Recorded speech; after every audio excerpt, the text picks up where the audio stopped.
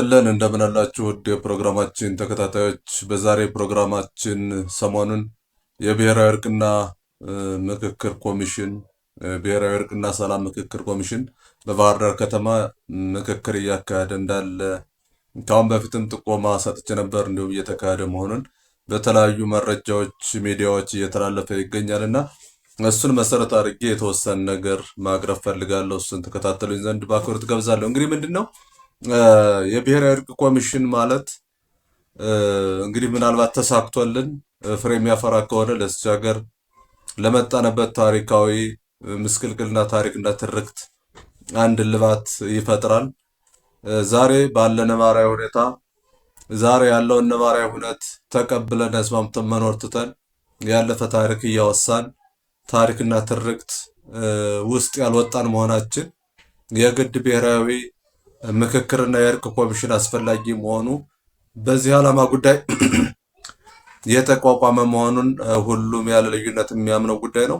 ከዚህ አንጻር እንግዲህ ይህ ብሔራዊ እርቅ ኮሚሽን ባህር ዳር ላይ መዲናውን አድርጎ ሰሞኑን በስፋት እየተነጋገረ ነው የሚገኘው። በዛ በኩል እየቀረቡ ያሉ መልካም እድሎች ምንድናቸው? እየተደበሰበሱ ያሉ ነገሮች ምንድናቸው? የሚሉ ነገሮችን አንድ ሁለት ብዬ ማንሳት ፈልጋለሁ።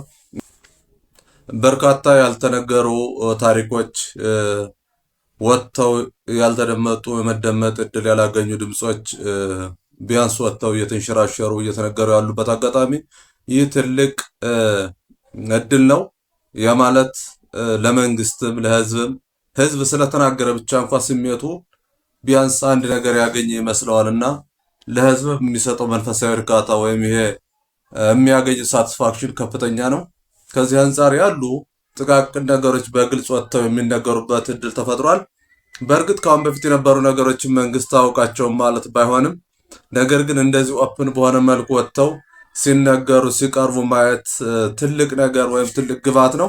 ከዛ ባሻገር ግን በቋሚነት ይሄን ችግር ለመፍታት ያለው የመንግስትም የዚህ የሰላም ኮሚሽንም ያለው ቁርጠኝነትና ያለውም ሙሉ አቅም ምንድነው የሚለው ነገር በቀጣይ የምንመለከተው ሆኖ እስካሁን ድረስ እየወጡ ያሉ ነገሮችና እድሎች ግን መልካም መሆናቸውን ከዚህ ጋር ማንሳት ያስፈልጋል። ምክንያቱም የክልሉ መንግስት በተለይ አማራ ክልል መንግስት ምንም ችግር እንደሌለ አድርጎ ሲያስብና ሲናገር የነበረውን ቢያንስ የተለያዩ በሀገሪቱ ውስጥ ያሉ በፌዴራል መንግስት የተወከሉ አካላት በታዘቡበት ባሉበት ይሄ ጉዳይ እንዲነገር መደረጉ ቀርቦ ምክክር መካሄዱ በግልጽ ደብቀው ማስቀሩት ብዙ ችግር መኖሩን ለማሳየት ጥሩ እድል የሚፈጠር ይመስለኛልና ከዚህ አንጻር ትልቅ እድል አለው።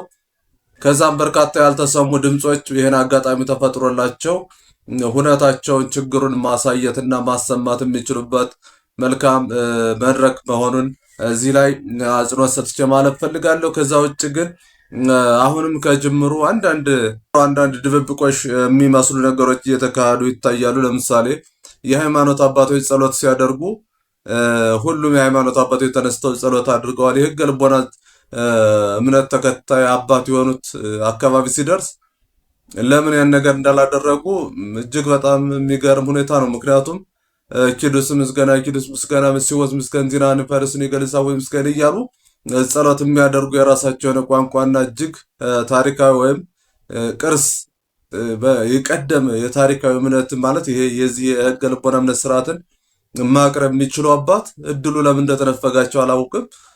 ዝኒ ገለዛው ቤስታይ ሰማይ በኮኒ ወራሳኛ በኮምዝገኒ ወራሳ የዘመስካርታ መላክስታይታ ኮዘዝታ አዝኮዘበረታ ሳወለውታ አሸረኮረታ ምና ገጂ ተገጂ ሳሰማምሻ ተገጂ ችሎት ገጂ ልቦና ደይነስ ድልድል አየስብትል ያሸቢ እንተ ድሜ ስለገሻ አንተ ረሰብሻ ምቀኘስ ገረሻ ወዳይ በረሻ ጓውንቴና ደውሻ ጅከኪው ሲወሪከነ ቀለልሻ ዘመን ተዘመን አሸጋገርሻ አሟልሻ ሳክሻ በካሳብ ለሸሻ ሸቢ የነስ መዶ ድሜስ ቀጠልዶ ያሸቢ ታዝተንኮረ አብጀ ሰልፈ ሳሚ ሰረቡረ በገምሷ ሸቲኖ ጀከረንተስ ግርግሊ ወለድ ይጎይ ክብሮ ትንቢት ነው አኔኩን ብርስኳይ ታድገንታሽ ከስኳይ ጀከረንታሽ ወናዝ ደወናር ታቢናንዝ ዳኔናር ሾናን ሾን ታደገዋስተው አባሯን ስሞ ወይ ወይን ዋሰ ተንወጓንሻ ኖሮ ከበረከነ ተረሸካር ባርከነ ባርከነ ተኖና ከበሪያር ተረካነ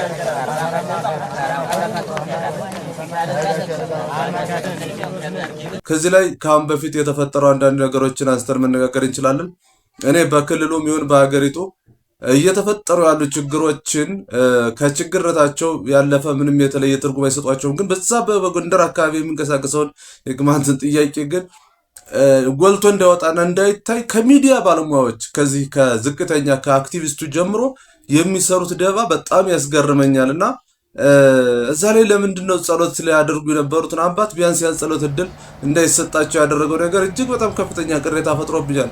እዚህ ጋር እንደምትመለከቱት ሁሎችም የስርዓተ ጸሎታቸውን አድርሰው ሄደው ከኒህ አባት በሚደርስ ሰዓት አንድ ግለሰብ ለዚህ ተልእኮ ተብሎ ይቆም ይሆን አላውቅም፣ ያ ግለሰብ እድሉን አልፈልገውም ሲል ለእኛም ለህገ ልቦና እምነት ተከታይ አባትም እድሉ እንዲከለከሉ የተደረገበት አጋጣሚ አለ።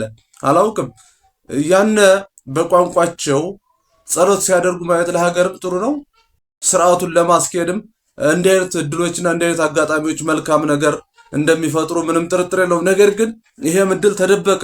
ከዛም ባሻገር በማህበራዊ ሚዲያ ላይ እንኳን በተሰራጨ ይሄ ታምኔል ወይም የፌስ ከቨር ላይ ፎቶ ተነጥሎ እንዲወጣ ነው የተደረገው። እና ለምን የሚለው ነገር ከአሁን በፊት ሲሰሩ የነበሩ ደባዎችን የግድ እንድናስታውስ ያደርገናል። ለምሳሌ አንዴ የቋንቋ ትምህርት ቤት ከፍተን እያስተማርን እያለ አንድ የጥናት ቡድን መጣና ያንን ለማሳየት ብለን ደስ ብለን ደፋ ቀና እያለን ሲደርስ ያየው ነገር በጣም በርካታ ተማሪ ነበረ። በጣም በጥሩና በተደራጀ መልኩ የተሰጠ ነው። ኢሚዲየትሊ ትምህርት ቤቱን ይሰጠን የፈሰራቆ ትምህርት ቤት ተፈቅዶ እንድናስተምር የተደረገውን ኢሚዲየትሊ እንዲዘጋ ያደረገበት አጋጣሚ አለ። ያ ማለት በኤኒ ሚንስ ምንም ነገር ወጥቶ እንዲታይ የማይፈልጉበት አጋጣሚ ለምን እንደሆነ አላውቅም። ቅድም ለማለት እንደፈለግኩት ብዙ ችግሮች ቢኖርም የዛ ቀጠናና የዛ ህዝብ ጉዳይ ግን በሚዲያም በምንም ይሁን ወጥቶ እንዲታይ የማይፈልጉ አካላት ከዛ ክልል ተሰብስበው አሁንም ቀጣይነት ያለው ነገር ይሰራሉ የሚለው ነገር ትንሽ ጥርጣሬ እንዲያድርብኝ አድርጎኛል። ይሄ ጥርጣሬ ሁላችንም ምክንያቱም ከመጣንበት ትሬንድ ከመጣንበት ሁነት በሙሉ ስንመለከት ወጥተን እንድንታይና ድምጻችን እንዲሰማ የማይፈልጉ አካላት መኖራቸውን ያ ማለት ከአክቲቪስት ጀምሮ ከዝቅተኛ አክቲቪስት ጀምሮ እስከ ከፍተኛ ባለስልጣን ፍላጎቱ አለመኖራቸውን የሚያሳይ ነገር ያለው ይመስለኛል። እንግዲህ ትላንት በእንደ የሃይማኖት አባት ላይም ሲፈጠር ያየሁት ነገር እሱን ነገር እንዳስብ አድርጎኛል። በዚህ ድብብቆች ጉዞ ደግሞ የትም ልንሄድ አንችልም። ነገር ግን በዚህ ላይ የፌዴራል መንግስት እንደ ሀገር አገሪቱ እንድትቀጥል ብዙ ችግሮችን እሶ ከማየትና ከማውጣት አንጻር እድሉ ጥሩ ነው። ይህን እድል ተጠቅሞ ደግሞ የሚነሱ የህዝብ ስሜቶችን መፍትሄ እንዲያገኙ ቢያደርግ የሚል መልእክት አለኝ።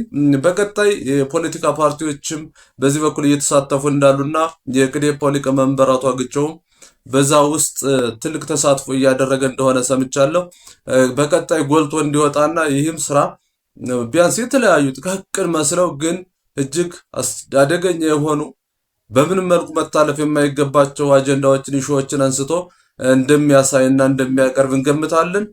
እንግዲህ በዛ አካባቢ ያላችሁ አሁንም በስብሰባው እየተሳተፋችሁ ያላችሁ ይሄ ታሪካዊ አጋጣሚ ስለሆነ ማንንም ሳትፈሩ ባገኛችሁት አጋጣሚ ያለውን እውነት በግልጽ ብትናገሩ መልካም ነው። እኛ ዩኒቨርሲቲ ተማሪዎች እያለን በአንድ ክረምቱን አንድ መድረክ ነበር። በዛ መድረክ ላይ ስናደርግ የነበረውን እንቅስቃሴ ሳስታውስ ዛሬ ምንድነው ያውን የት ነው የጠፋው እያልኩ አስባለሁ። ሁሉም ተማሪ ተደራጅቶ የዛኔ ክረምት ምክክር መድረክ የዛኔ ክረምት ኮንፈረንስ በተለየ ድባብ ነበረ ጎንደር ዩኒቨርሲቲ ላይ ስንፈጥር የነበረውና ያንን አጋጣሚኛ ተጠቅመን ያመጣነው ለውጥ ባይኖርም ግን ከፍተኛ የሆነ ሙቀት እንዲፈጠር ያደረግንበት አጋጣሚ ነበር።